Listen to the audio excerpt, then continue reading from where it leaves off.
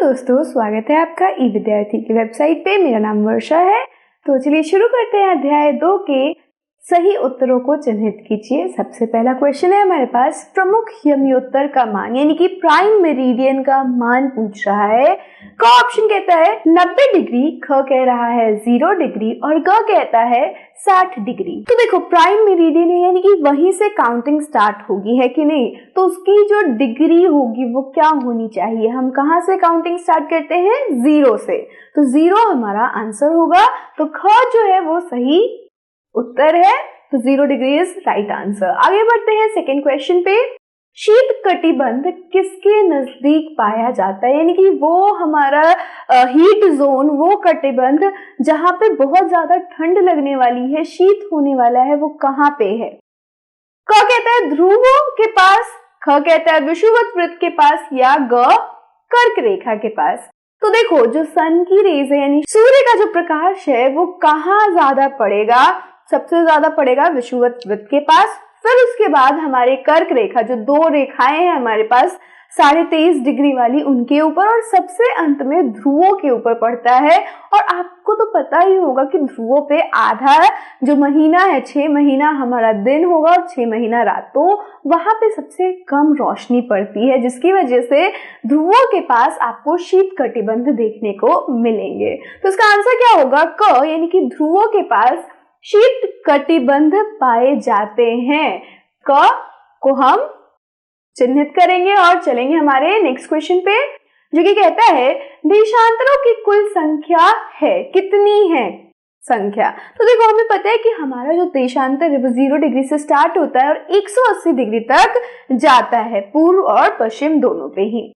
Prime meridian हमारे पास 1 है और ये जो प्राइम मेरिडियन है वो 0 डिग्री का होता है। साथ ही साथ 180 डिग्री पूर्व और 180 डिग्री पश्चिम एक ही लाइन पे रहती है।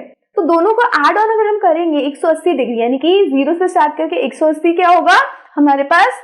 पूर्व रेखा होगी, पूर्व देशांतर रेखाएं हो जाएंगी। तो लिख देते हैं 180 और हम पश्चिम वाली भी लिख देते हैं, वो भी 180 ही होती है। तो जब हम दोनों को ऐड करते हैं तो हमारे पास आ जाता है 360 और यहाँ पे हमारे ऑप्शंस के अंदर 360 प्रेजेंट है। किस पे? क पे। तो क उत्तर को हम चिन्हित कर देंगे। आगे बढ़ते हैं चौथे प्रश्न पे। ये कहता है उत्तरी ध्रुव वृत्त स्थित है किस दिशा में, किस गोलार्ध में? क कहता है उत्तरी गोलार्ध में, ख कहता है दक्षिणी गोलार्ध में और ग कह रहा है पूर्वी गोलार्ध में। तो उत्तरी ध्रुव कहाँ होगा? हमें पता है आंसर, इस क्वेश्चन में ही आंसर दे रखा है, उत्तरी ध्रुव उत्तरी गोलार्ध में ही स्थित होगा। तो क हमारा सही उत्तर है। और अगर दक्षिणी ध्रुव पूछता तो कहाँ पे स्थित होता है दक्षिणी ध्रुव? दक्षिणी गोलार्ध के अंदर। ठीक है, आगे बढ़ते हैं।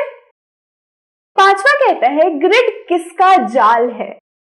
क कह रहा है अक्षांशों यानी समांतर रेखाओं एवं देशांतरीय यमोत्तरों का, ख कहता है कर्क रेखा एवं मकर रेखा का और ग कहता है उत्तरी ध्रुव एवं दक्षिणी ध्रुव का।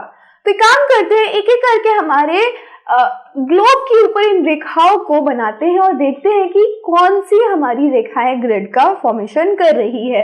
उत्तरी ध्रुव हमारा यहाँ होता है और दक्षिणी ध्रुव यहाँ होता है और ये एक पॉइंट की तरह है।